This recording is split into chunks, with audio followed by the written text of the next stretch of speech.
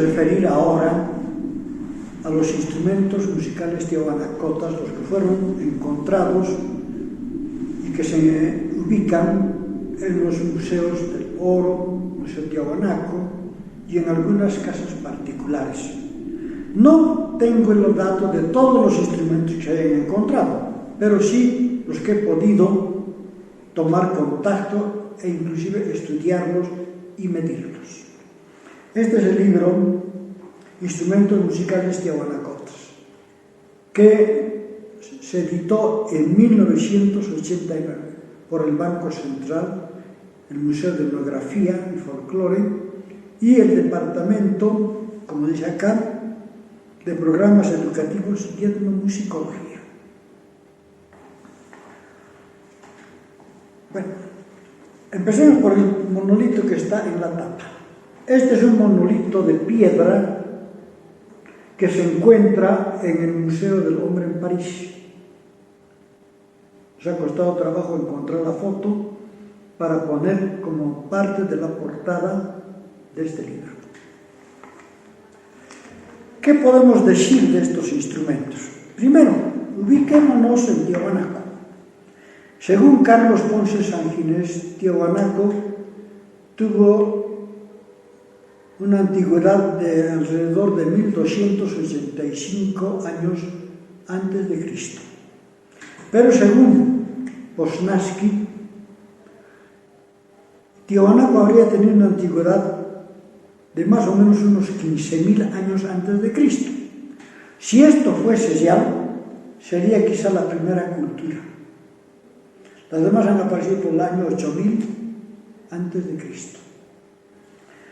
Y como vamos a ir viendo, estos instrumentos musicales tienen características muy interesantes que en esa época en Europa ni siquiera llegaron a tener estas características.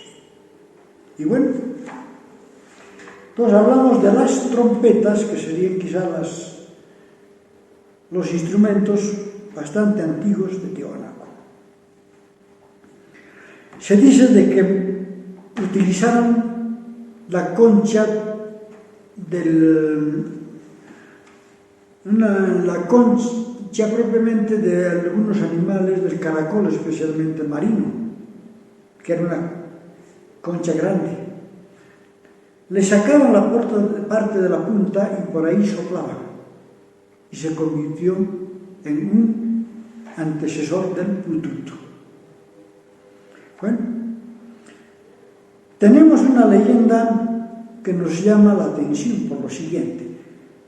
Bernabé Cobo, al entrevistar a alguna gente de Tiahuanaco, habían contado de que todas esas piedras gigantes, estos monolitos, tanta otra piedra pesada, además, que pesan toneladas, ¿no?, habrían sido llevados por el aire al compás o al ritmo, diríamos así, de una trompeta tocada por una persona. Dicen ellos que tocaba esta trompeta y las piedras iban volando. Bueno, muchos pueden decir que eso es imposible y demás, pero también encontramos un relato similar en Stonehenge, en Inglaterra, con los dólmenes que ya se encuentran, que según los habitantes del lugar también habrían sido traídos volando al ritmo de la música de una trompeta. Son dos relatos similares. Además, no nos olvidemos que para el 21 de junio, para el solsticio, la gente va a Tiahuanaco para ver la entrada del sol por la puerta de Carsasaya. Lo mismo ocurre ese mismo día, claro que es otra clase de equinoccio, en Stonehenge, donde el sol sale por una de los dólmenes para esta fecha. Hay gente que va allá para recibir los rayos del sol, que son curativos, lo mismo que en Tiahuanaco. Son muchas coincidencias, ¿no? Pero esto dejemos, por ejemplo, para que alguna vez quizás se pueda descubrir o saber la verdad. Y continuamos. Encontramos, por ejemplo, los sicus de piedra. Y entre los sicus de piedra tenemos este. Un sicu de piedra ornamentado, muy adornado, que tiene 8 tubos interiores. Había sido de piedra de talco, como se indica, ¿no? Ahora, algo que llama la atención son que por acá, en la parte superior, habían habido algunos orificios laterales. Aquí no se ve muy bien, que digamos, porque es una fotografía sacada de un libro. Pero que los que han tenido la oportunidad de ver este instrumento, ellos corroboran y dicen que este instrumento tenía esos orificios laterales. Paró Ixien había sido la persona que había encontrado este instrumento al hacer excavaciones en algunas tumbas peruanas. Y esto se encontró en la tumba de dicen que pudo haber sido sacerdote indígena. Y ahí se encontró este sicu. Ahora, ¿por qué dicen que es un sicu perteneciente a la cultura de Tiahuanaco? Por estas formas escalonadas que tienen las figuras tiahuanacotas y que pertenecerían a la época expansiva de Tiahuanaco, más o menos por el 1200 o más antes, después de Cristo. ¿Qué pasó con este sicu? Como indicábamos, Parisien encontró esto y le había regalado este instrumento a otro investigador, que era Humboldt. Stewart, que es el último poseedor de esto, le había dado a este investigador como una especie de regalo. Hasta ahí se sabe lo de este instrumento, después se pierde su huella, no se sabe dónde está. Esta fotografía resulta ser una fotografía histórica. Ahora, este, según dicen, era un instrumento que no era muy grande, era un instrumento pequeño. Si nos fijamos acá, tiene un asa por donde pasaba un cordel que seguramente el tocador de este instrumento se colgaba al cuello mediante ese cordel. Pero aquí en el Museo del Oro encontramos otro instrumento parecido, construido en basalto negro, que según dicen es una de las piedras más duras. Tiene 6 tubos interiores. Y aquí sí se podemos determinar los orificios laterales. Se pueden ver. Lo que nos llama la atención es cómo se construyó este instrumento. Sabemos que cuando uno agarra una piedra, le quiere hacer alguna perforación, la piedra se rompe. No es fácil.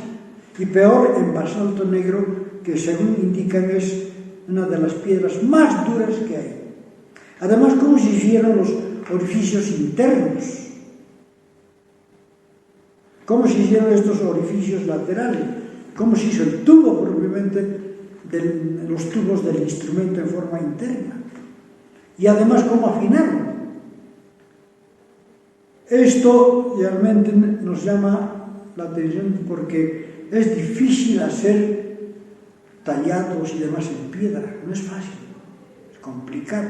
Y peor aún, hacer orificios internos. Por esas razones que muchos dicen es que los tiahuanacotas sabían cómo amasar la piedra. No sé si eso será verdad o no, pero solamente existe como un dicho, llamaríamos así, porque no hay algo que científicamente nos muestre de que ellos sí amasaban la piedra. Ahora, ¿qué pasa con este instrumento? Yo he tenido oportunidad de tocarlo en el Museo del Oro. Estos orificios laterales, según Julia Elena Fortún, no tienen ninguna función, ya que hay que taparlos para que el sonido se produzca de los tubos del instrumento. Pero haciendo ciertas pruebas con el instrumento, inclusive a veces elevando, bajando, en fin, hemos ido viendo de que estos orificios laterales van dando sonidos alterados, o sea, semitonos. Si ellos, más o menos como dicen, 10.000, 15.000 años antes de Cristo y demás, conocían eso, en Europa estaban en esa época todas las esculturas estaban en pañales, además que aparecieron recién más o menos a partir del año 8000 antes de Cristo, según los datos históricos que tenemos. Entonces este ciclo nos llama a analizar justamente cómo fue construido, los sonidos, y acá también hay un asa por donde se pasa un cordel. Por lo visto, estos instrumentos eran tocados por personas independientes y quizás no por tropas, porque de todos estos instrumentos que se han ido encontrando en Tiahuanaco no se han encontrado tropas, solamente se han encontrado instrumentos independientes. Siempre hablando de los sicus, aquí tenemos otro, también el basalto negro, que había sido encontrado en Sinti, en Chuquisaca, y que pertenecería también quizá a la época imperial de Tiahuanaco. Tiene 5 tubos interiores. Lo interesante es de que este tubo se corresponde con este otro con este otro, y el del centro aparte, como vamos a ver luego.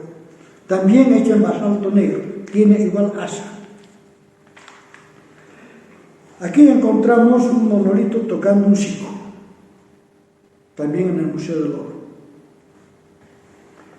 Y en muchos de estos monolitos, cuando están tocando este instrumento, vemos que los ojos están muy redondos, como si estuviese tocando asustado o algo así. Nadie ha podido descifrar realmente por qué, por el esfuerzo que se hacía al tocar, o por qué. Luego, ya volviendo a referirnos a las trompetas, encontramos estas otras. Esta, que está en el libro de Posnansky, y que no la considera trompeta originariamente, sino dice es un vaso para libaciones, o sea, un vaso ritual. Pero cuando se ha ido analizando, se ha visto que esta parte de acá es hueca, es cortada. Entonces se piensa que es una trompeta que se la tocaba en forma horizontal. Aquí al frente tenemos un dibujo en la Puerta del Sol, que es el trompetero de la Puerta del Sol. Muchos decían que estaba agarrando un hacha para sacrificio, pero si nos fijamos bien, está soplando una piedra.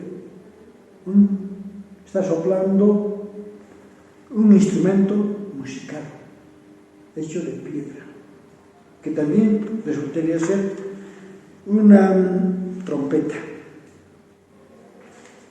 Aquí presentamos algunas trompetas que se encuentran en el periódico que sacó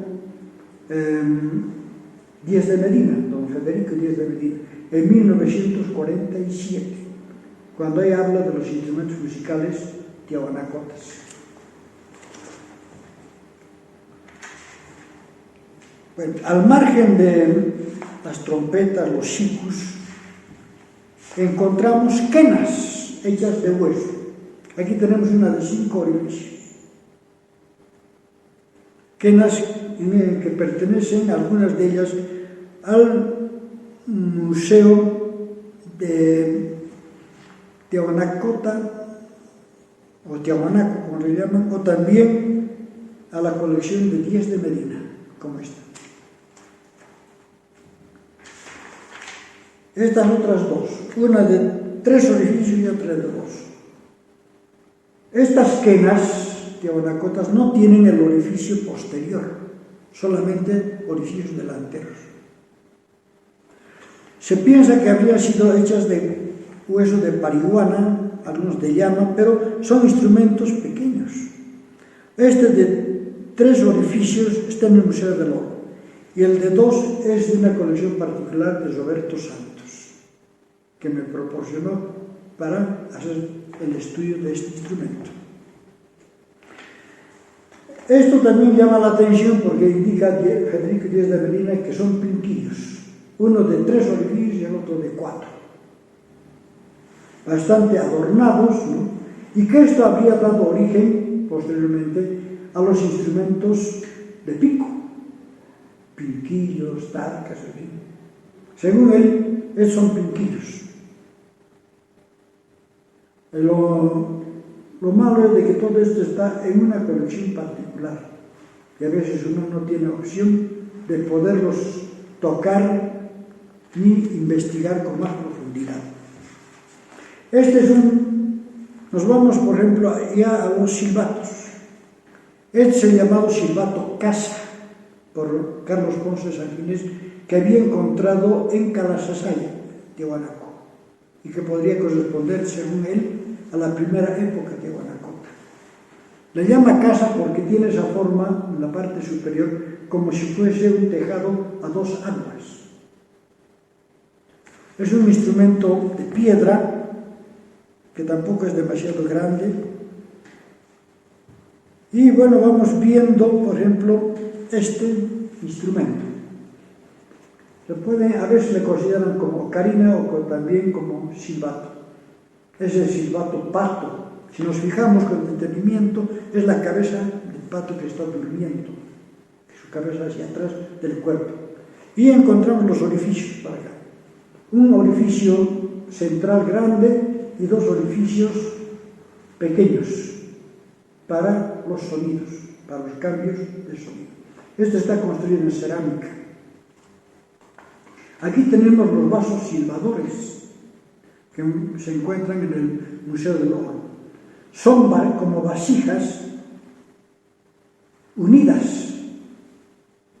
Están unidas y en una de las vasijas, en la parte superior, lleva la figura de un animal, que puede ser un pajarito, un monito o algo así. Está también construido en cerámica. Se llena de líquido este instrumento y al batir o al agitar, entonces sale el sonido, que según dicen es un sonido similar al de la figura, que puede ser un pajarito, un monito, en fin. Son los vasos silbadores, que sensiblemente estos solamente existen en el museo, ya no se los utilizan, aunque se han ido transformando en lo que ya llaman ahora los pajarillos, donde se les pone agua, se sopla para que salga el sonido.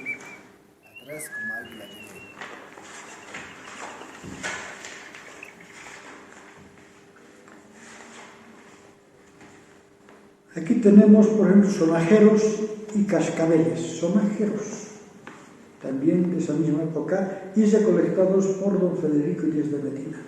Y aquí al frente, esto es lo que queda de un bastón situado, la parte superior, donde están cascabeles y también encontramos sonajeros.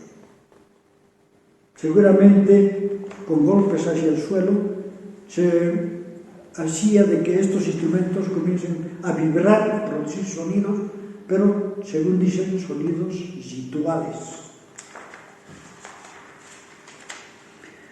Aquí tenemos una variedad de cascabeles, algunos que se encuentran en la publicación de Federico Díez de Medina y otros que están en el Museo del Oro. donde también se los puede encontrar. Cascabeles con figuras pequeñas. Y bueno, ahora veamos, por ejemplo, las dimensiones. Más que las escalas de estos instrumentos. Este instrumento, que habíamos visto de basalto negro, que tiene los orificios laterales, los sonidos que dan. Encontramos aquí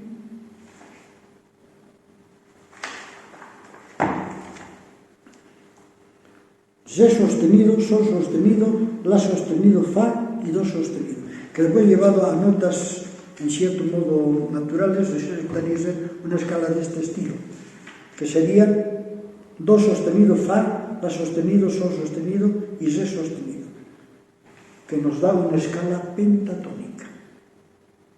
Si hablamos de las escalas pentatónicas, tritónicas, en fin, estamos hablando de aquellas escalas que se habían utilizado en el Imperio Incaico, pero vemos que también entre los Tiahuanacotas se utilizó también la escala pentatónica.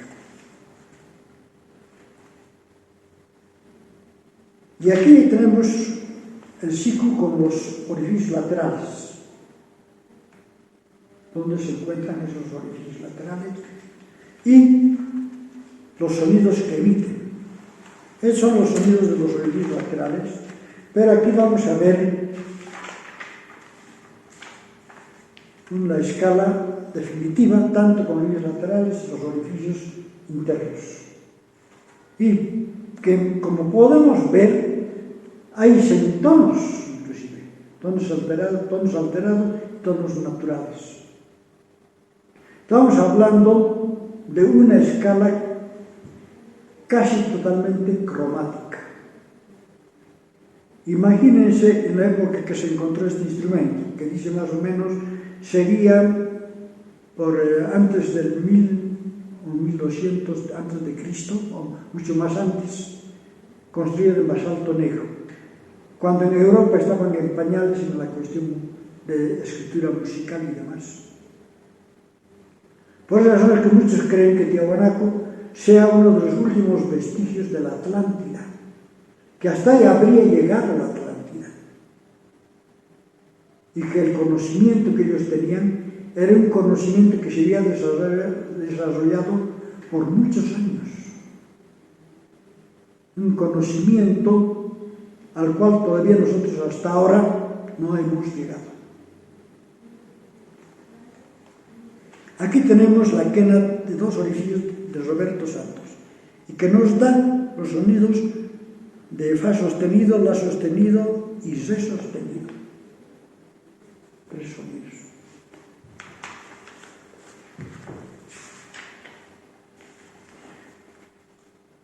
La otra quena de tres orificios hecha en hueso, y que nos da los sonidos re, mi, la sostenido y do.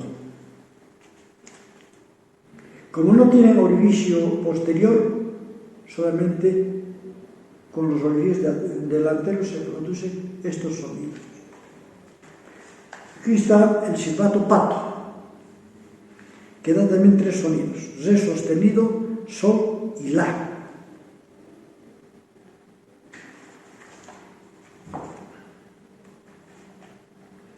Las dimensiones. Este siku de 5 sonidos. El tubo mayor llega a medir 18 centímetros y medio. 18 centímetros y medio, tubo mayor. Y claro, están ahí a los menores, en fin. Pero el mayor tiene esa dimensión.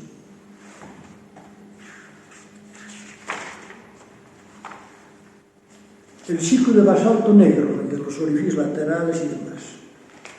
El tubo mayor mide 8 centímetros con 5 milímetros. Estamos hablando de un instrumento pequeño, no es grande.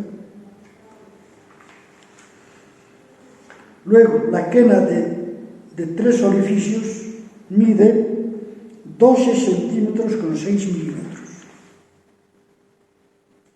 Aquí es de hueso. La otra de hueso de 2 orificios mide 10 centímetros con 2 milímetros. 10, es pequeñito. El silbato pato, la dimensión total es de 5 centímetros y el ancho de 3 centímetros.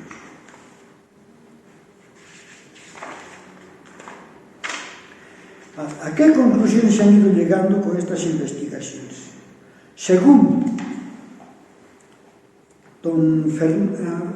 el señor Díaz de Medina, coronel, indica que la música e instrumental tiahuanacotas han existido desde tiempos prehistóricos.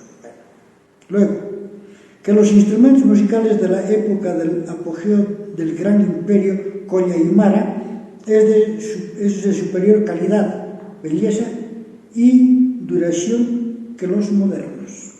Finalmente, que ellos imprimieron el sello indeleble de su cultura musical entre los pueblos que sojuzgaron durante miles y miles de años. Y las conclusiones a las que nosotros llegamos son las siguientes. Los instrumentos musicales tiahuanacotas fueron construidos de piedra, metales, cerámica y hueso principalmente. Luego, claramente se detectan instrumentos musicales aerófonos, membranófonos e idiófonos. No se encontraron cordófonos porque, así, por la hechura del material propiamente.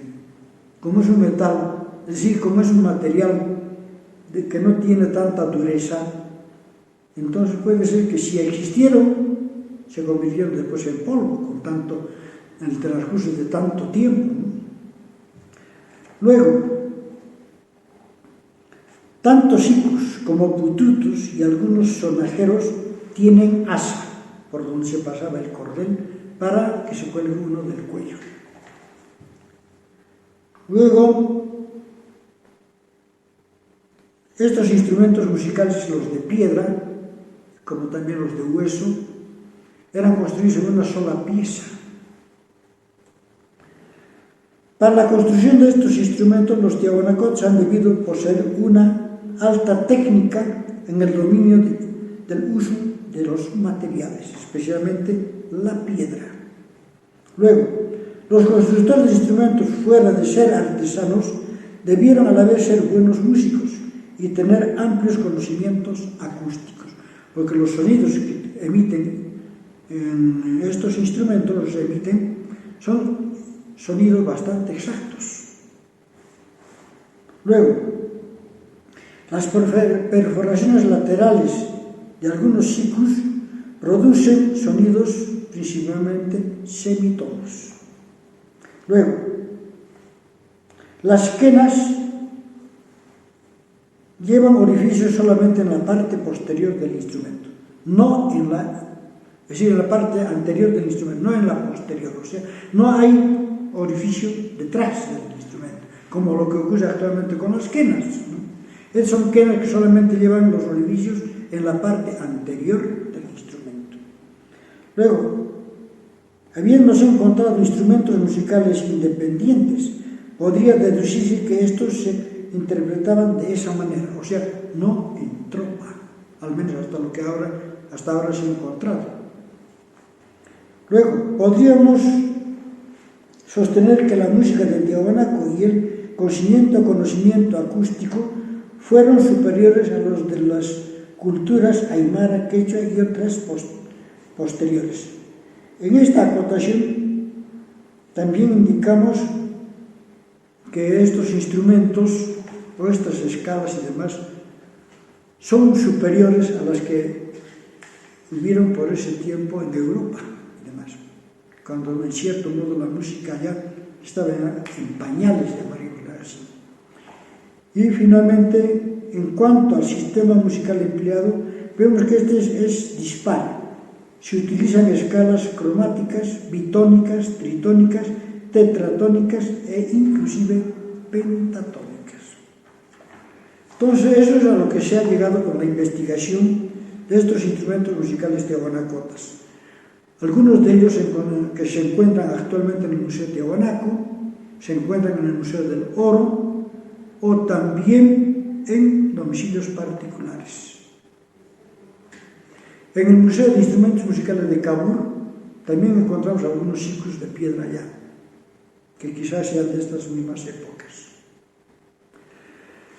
Bueno, entonces, con todo esto, yo creo que de alguna manera tenemos una idea de lo que han sido estos instrumentos musicales, la utilidad que han tenido, además en una cultura tan antigua como la tiahuanacota.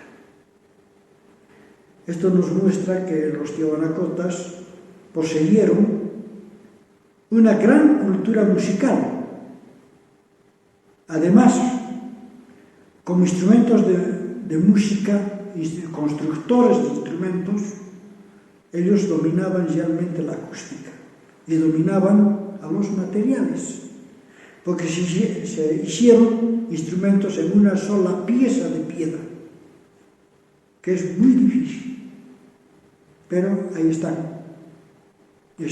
allá como guardianes de esa cultura, como mostrándonos lo que fue Tiahuanaco en sus grandes momentos. Con esto, muchas gracias.